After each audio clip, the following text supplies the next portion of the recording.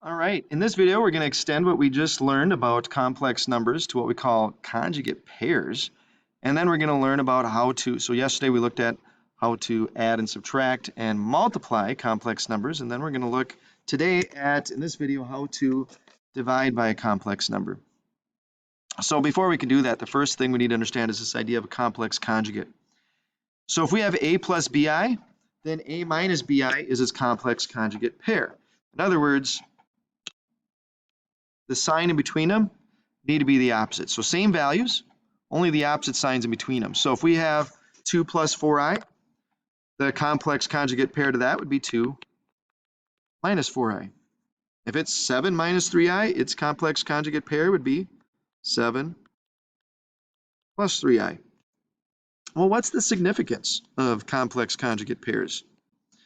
Well, remember yesterday, or in that previous video, we had these. And if you look at those carefully, you would recognize that those are complex conjugate pairs. And look at what happened when we multiplied those together. The i's disappeared. Now there's an easier way. If you recognize that they are complex conjugate pairs, there's an easier way to multiply them together without having to use the box method. You could use the box method, but let me show you something different. So if we just multiplied 3 times 3, I would get 9. And if I just multiply the last terms, negative 2i and negative 2i, I'd get negative 4i squared. And I squared, remember, is negative 1. So that would be the same as, I'm just going to erase this 13 for a second. That'd be the same as 9 plus 4, because negative 4 times negative 1 would be positive 4. And then we get that 13 that we had. Because remember, these two, if you're wondering, well, why don't we multiply the other ones? Well, we could, but they're just going to end up canceling each other out. That's the whole point of a conjugate pair. So look at this next conjugate pair. So again, if I could use that same shortcut method, so 6 times 6 is 36. 2i times negative 2i is negative 4i squared. That would be the same as 36 plus 4. And 36 plus 4 is 40. So why is that significant? Because we are going to use that when we divide by a complex number. So the first step is we're going to find the conjugate pairing. So the conjugate pair here is we have 2 minus i. So the conjugate pair would be 2 plus i. And we're going to combine that with the next step, multiply by 1. What does that mean? Well, with the fraction, if the numerator and the denominator is the same, it's going to simplify to be 1. So like if we had 3 divided by 3, that's the same as 1. So if the numerator and the denominator are the same, it's 1. So we're going to multiply the top and bottom by the complex conjugate pairing. So we're going to multiply the top and bottom by 2 plus I. So let's see what happens when we do the denominator. So in the denominator, we would multiply using that shortcut method. 2 times 2 is 4. Negative I times I would be negative I squared. Now be careful. I squared is negative 1. So that'd be the same as 4 plus 1. Or 5. So our denominator would simply just be 5. So then we're going to, in the numerator, we're going to distribute 10 through. So we'd have 10 times the quantity 2 plus I, so 10 times 2 is 20. 10 plus I is 10i. So right now so this is step 1, step 2.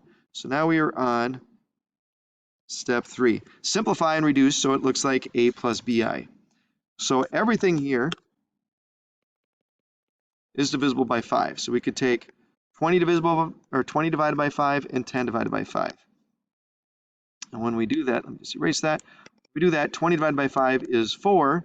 Then we have to take 10 divided by 5 as well. And 10 divided by 5 is 2, so we get 4 plus 2i. That's your answer. All right, now I wish we could always keep it that simple. Let's actually wait with number 2. That one's going to be a little bit more complicated. Let's go to number 3.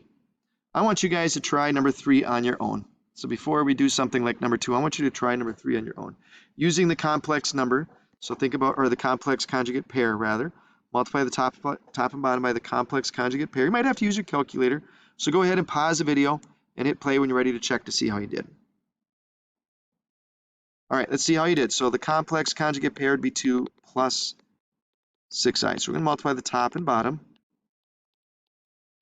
by 2 plus 6i. So in the denominator, let me scroll down a little bit more. Remember, we would have the shortcut where we just multiply the first numbers. 2 times 2 is 4. And you're going to notice a pattern here. Negative 6i times 6i is negative 36i squared. But the pattern is when you do that, it's going to always end up to be a positive because I squared is negative 1.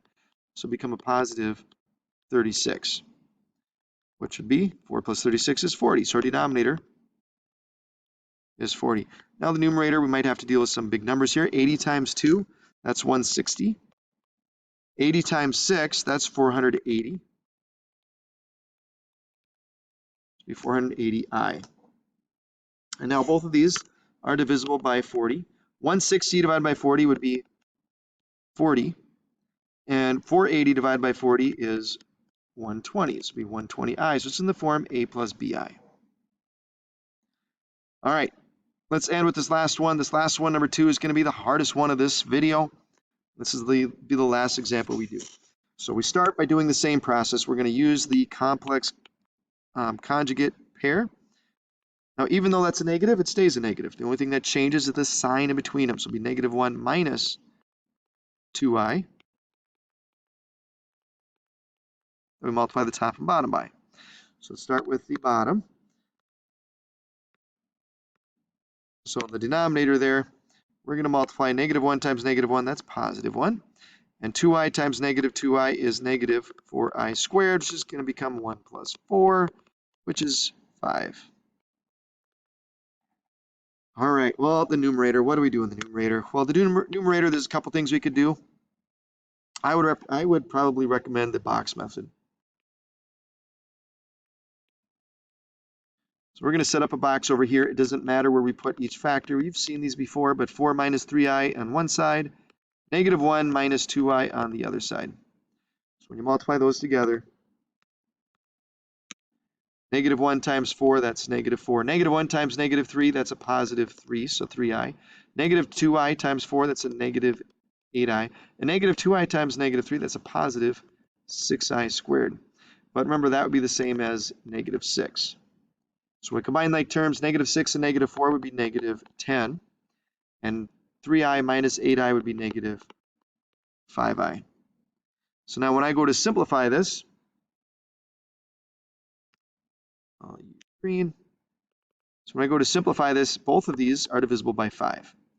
So in fact, even if they weren't both divisible by 5, we would just leave one as a fraction if that were the case. So like let's say if this had been a 7i, I would take negative 10 divided by 5, and I would get negative 2.